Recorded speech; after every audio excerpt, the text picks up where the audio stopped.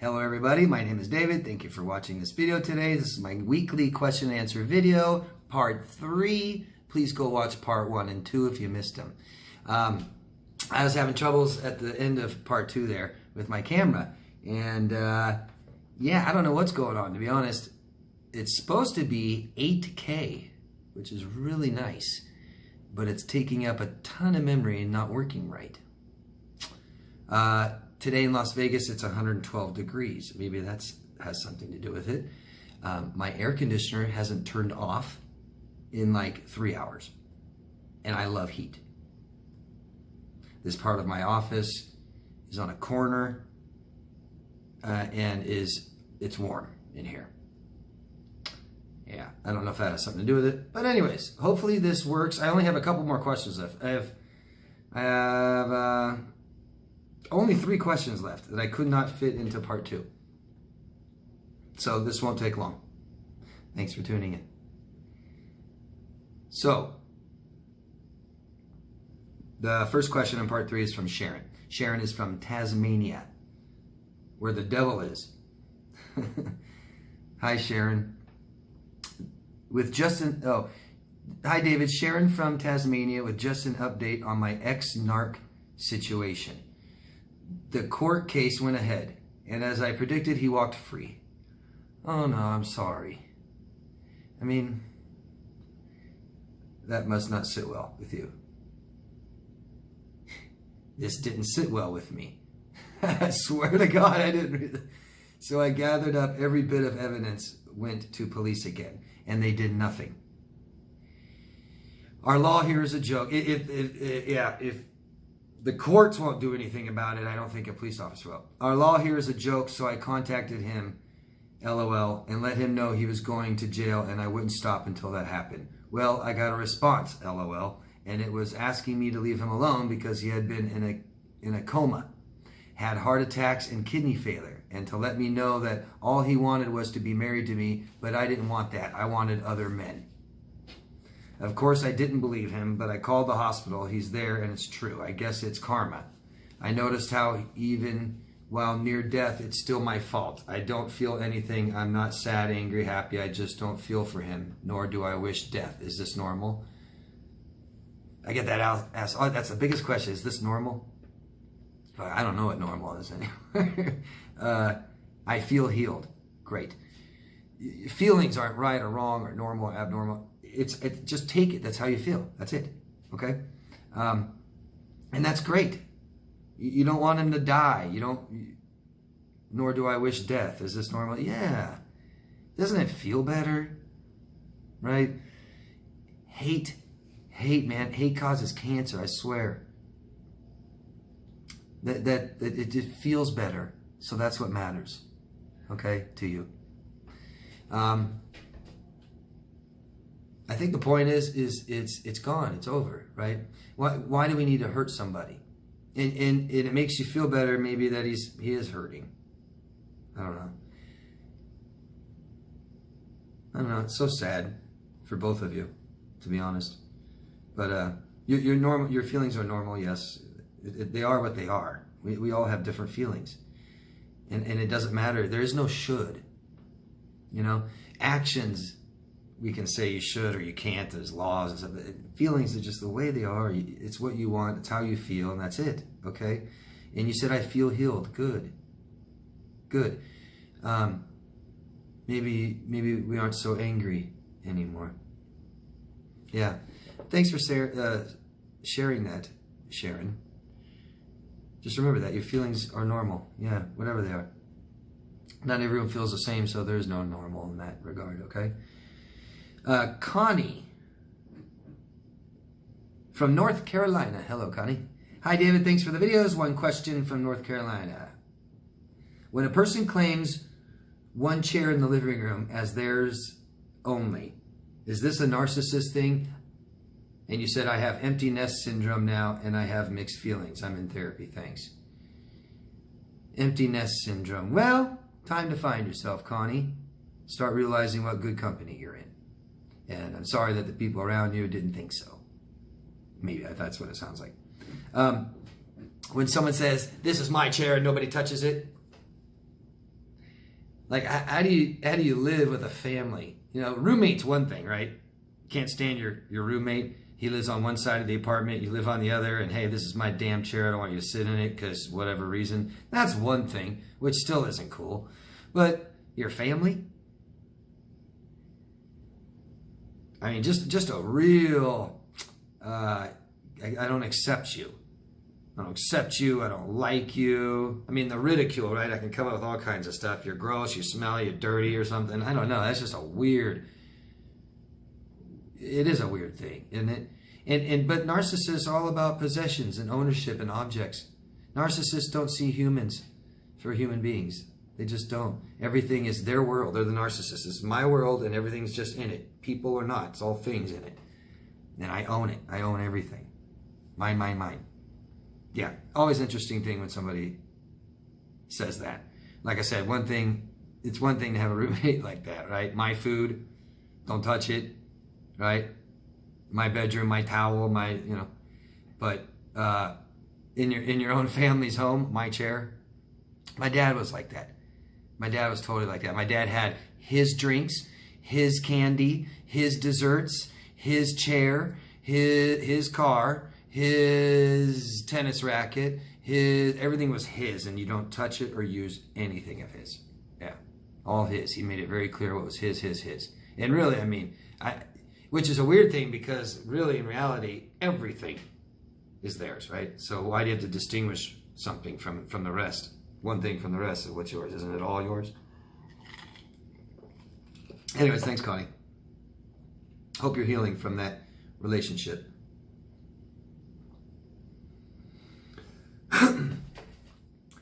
Steve, again, still in Toms River, New Jersey. Hi, Steve. I have another question. I've been about 8 or 9 months removed from the sociopath narc I was with. I have been out on a few dates.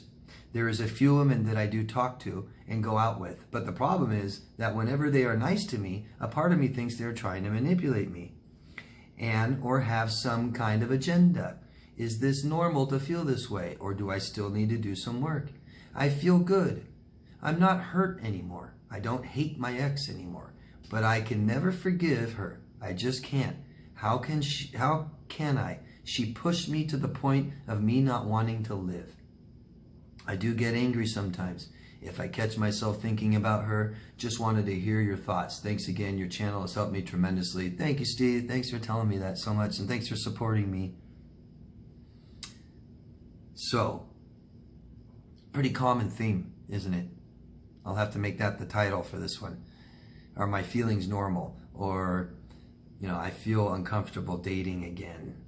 So it's hypervigilance, okay? So we have our brain that wants to keep us alive, having bad experience after bad experience after bad experience is simply going to tell us you're going to have another bad experience. Don't even date. Because your brain doesn't care if you are hating life, depressed, anxious, and suicidal, and never talk to anybody and just sit at home. You're safe and alive. That's all they care about. That's all your brain cares about. So we battle with this big time. Hypervigilance, looking for danger. It's not so much that we need to trust other people, we need to trust ourselves. You've made bad decisions. Poor decisions, and your brain has been trying to tell you, stop this, change this, don't do this, don't go there, right? With all that anxiety and fear, and you said, no, it's okay. She loves me, I love this is going to work out for me in the end. Shut up, be quiet. No. And here we are, your brain doesn't trust you.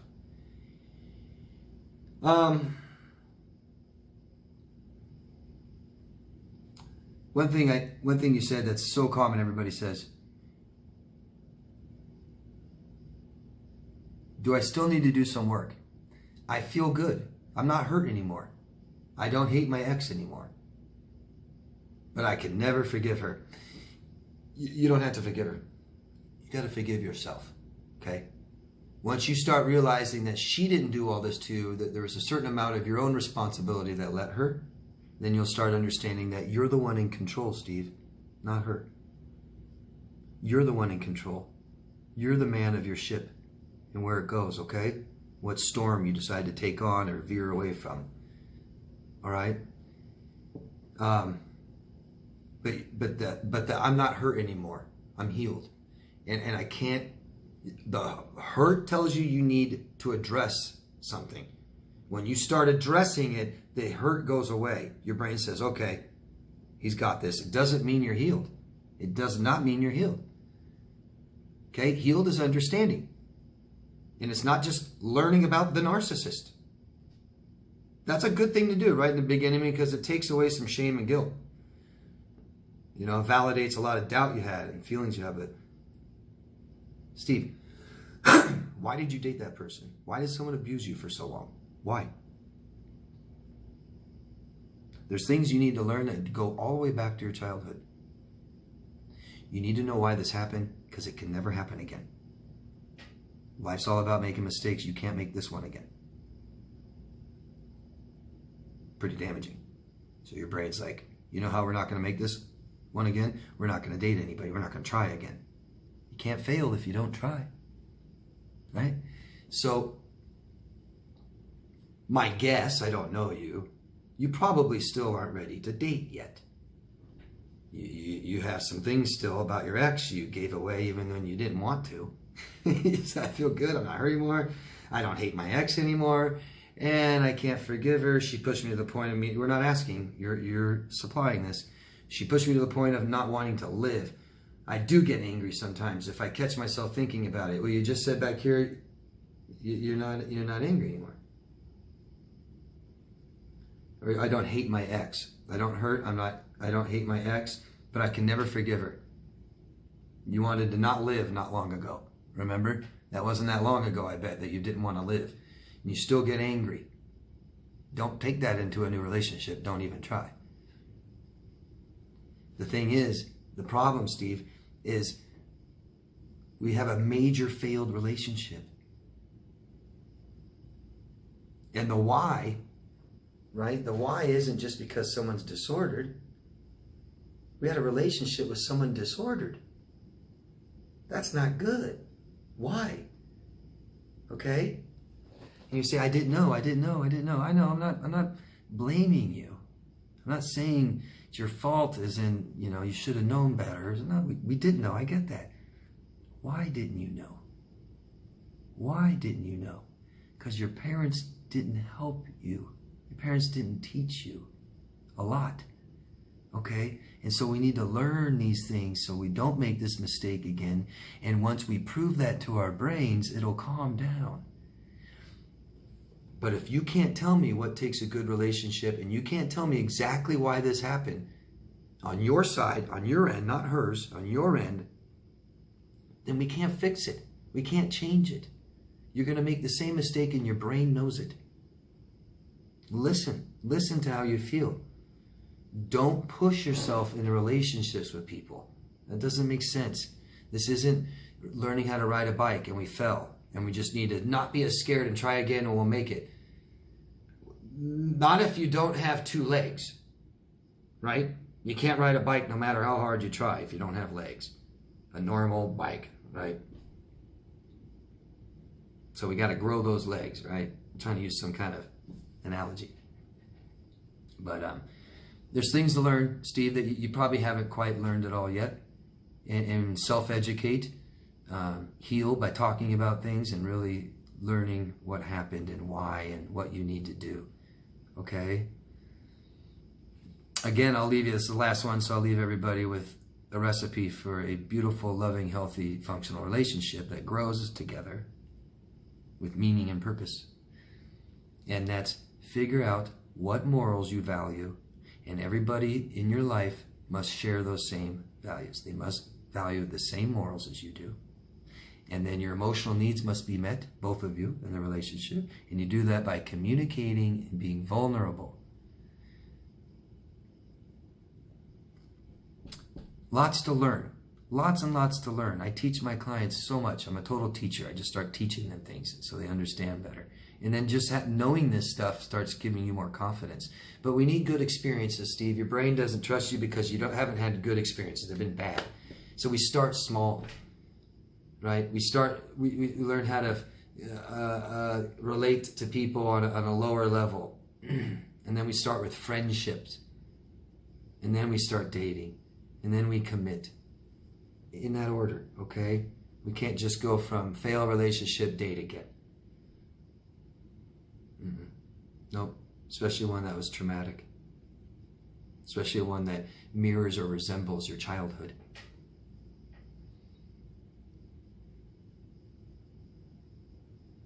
Oh, that makes sense, Steve. You're doing good asking me lots of questions. I hope you are learning. Yeah. But, I mean, if I'm scared, people say, I felt scared. What should I do? Well, don't do it. This is so much different, right, than public speaking or asking for a raise or applying for a job. Isn't it? It's so much different. This is an emotional part of our lives. A part of our lives. One section of our lives. Here's work. Here's emotional. Way different. Okay? And we need good experiences, and you start slow. Work with people. I give my clients confidence. I at least encourage them. I give them courage to try. But I give them tools and I teach them. Not blind. They're blindly going into relationships with people. Ask yourself why you're dating. What do you want? What are you looking for? Be clear on that. Be clear on that. If I asked you who you are, what would you say? Write down what you value, Steve, and start showing that. And the healthier you become, and the wiser and smarter and all that, that's who you will attract. Okay? If you're not doing good, you said you're feeling good, but like I said earlier in like part 1, if we're at the worst time of our life, we don't attract the best people. Okay? And life is like that, ups and downs. We have really bad times and really good times. I'm not judging anybody. But, you know, someone comes to me with a 15-year-long marriage that's been awfully abusive and horrible, and they've lost everything, and they don't know who they are and all this. Should I date? Fuck, Jesus. You know, probably not for a long time. I'm not going to tell you, Steve, how long. But we don't need to be scared just going on a date. Shouldn't be that scary, right? Hope it makes sense, Steve. And I'm just saying maybe you aren't, you know. But work with a professional. Get their opinion on how what do they think about you dating after they get to know you. I tell my clients straight up, you know, this will probably happen if you start dating right now. I'll tell them this is probably going to happen. Or I'll tell people, no, I think you should start dating, sure. But most people don't know how to date. Most people don't know how to have a good relationship. Most people don't know how to express themselves. And most of us don't know how to supply our own needs for ourselves and stuff like that. And you just have no business dating yet. If you don't know how to meet your own emotional needs yourself, there's no way you're going to have a relationship with somebody else. You're going to be just totally codependent. You're going to be denied of what you need. And it won't work. Never going to work. And if you don't feel really good about yourself, you're going to date someone down here. Trust me. If you feel really good about yourself, this is who you meet, who you find. We date our own emotional self-worth. I can't stress that enough. Anyways, I've gone on and on. Thanks, Steve. Please keep asking me more questions that you have about all this, okay? And I'll be happy to answer them. And I hope you find your way out of Tom's River soon. Thank you all. That's it. Love yourself first. Please ask me more questions. Take care of yourselves. If you want coaching, daviddemars.com. And I'll see you next week. Bye-bye.